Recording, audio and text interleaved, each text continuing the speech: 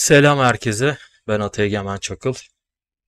Bu DualSense'lerde bilgisayarda mesela bazı Xbox oyunlarında ya da Xbox oyunları derken bazı oyunlarda Xbox kolu olarak görmesi gerekiyor. Bunu nasıl yapabileceğimizi anlatacağım şimdi. Bunun en kolay yolu önce browser'ımızı açalım. Buraya DualSense X yazalım. İlk çıkan siteye girelim. Zaten DualSenseX.com. Sonu böyle seksli meksli bir şey ama korkutacak bir şey yok. Buradan Drivers'a geliyoruz. Burada zaten İngilizce olarak yönergeleri söylüyor. Burada en önemli olan şey öncelikle şu VGamBoss driver'ı bilgisayara indirip yüklemek. Bunu yüklerseniz yani zaten burada açıklamada diyor ki it can create virtual fake emulated controllers. Yani taktığınız kontrolcüyü Xbox ve DualShock 4 kontrolcüsü olarak gösterebilirsiniz diyor. Bunu indirip kuruyorsunuz. Ben de kurulu olduğu için şimdi açmıyorum. Şu GitHub'da bence gerek yok. Ben bunu kurmadım. Burada 3. sekmede Windows Libraries and Frameworks diyor. Buradaki en son Microsoft Net Framework'ü indirmeniz gerekiyor.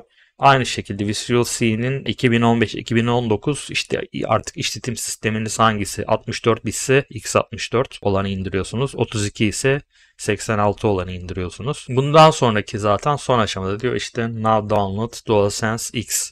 Bu yazılımı indirmeniz gerekiyor. Burada free versiyonu var. Onu indirmeniz yeterli. Bunu indirdikten sonra ben şimdi VGamBoss Driver kurdum. Diğer o Microsoft'un gerekli uygulamalarını kurdum. Ondan sonra DualSense kontrolcünüzü ben USB'den bağlıyorum genelde. Şimdi aşağıda göreceğiniz üzere açık burada göstermiyor ama büyük ihtimal aygıt yöneticisinde DualSense kontrolcüsü olarak şurada görünmesi gerekiyor. Gördüğünüz gibi DualSense Wireless Controller diyor. Yani bunda bir sıkıntı yok. Bazı oyunlarda çalışıyor bu şekilde. Herhangi bir sorun yok ama bazı oyunlarda çalışmıyor. Bunun için ne yapacağız? Onu gösterelim.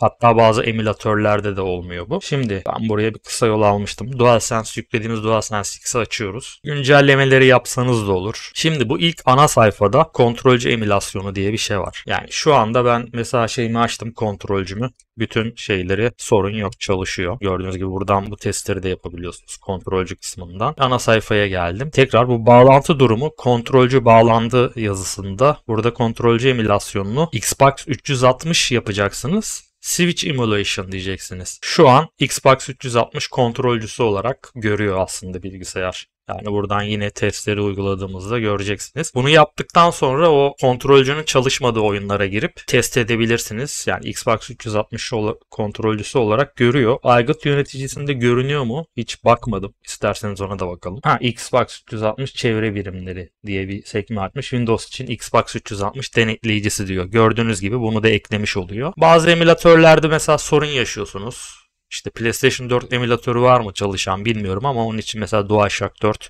Aslında DualSense varken hiç gerek yok. Kapalı yapıp DualSense özelliğini kullanabilirsiniz. Ama belki DualShock 4 gerektiren bir şey olabilir. Oradan da bunu yapıyoruz. Yine Switch Emulation diyoruz. Bu sefer tekrar açıldığında DualShock 4 olarak emülasyon yapılmış oluyor. Şu an DualShock 4 olarak görüyor. Bütün şeyler yine testlerde bir sorun yok. Ama bence ona gerek yok. Buradaki en önemli detay bazı oyunlarda dediğim gibi DualSense ya da DualShock 4 kontrolcüyü görmüyor. Bu arada bu yazılım DualSense için yapılmış bir yazılım. Başka bir kontrolcüde işe yaramaz büyük ihtimal.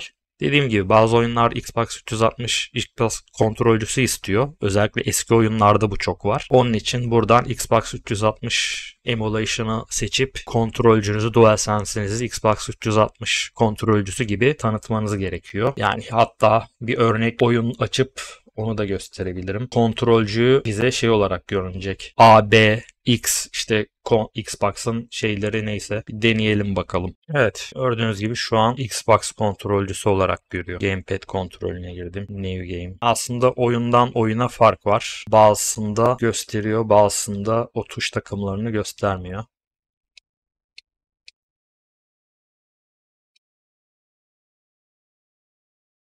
Press in key, OK, Options, Controllers dediğimde. Evet şu an gördüğünüz gibi solda Gamepad şey olarak görüyor. Xbox kontrolcüsü olarak görüyor. Yani A, B, Y, X şeklinde bize tuş şeylerini gösteriyor. Dediğim gibi bazıları Oyunlarda öyle problemler yaşayabiliyor. DualSense'i takıyorum ama diyor bazı oyunlarda çalışmıyor. Onun çözümü de bu DualSense X programıyla Xbox 360 kontrolcüsü gibi tanıtmamız gerekiyor. Ve dediğim gibi başta da Wigan Bass driver'ı mutlaka yüklenmesi gerekiyor. Bunun çözümü bu. Başka belki çözümler de vardır ama bana en kolayı bu geldi. Bir sürü driver yüklenen başka programlar da var. Onlara bence gerek yok. Bu şekilde çözebilirsiniz siz de. Başka bir videoda görüşmek üzere. Kendinize iyi bakın. Hoşça kalın.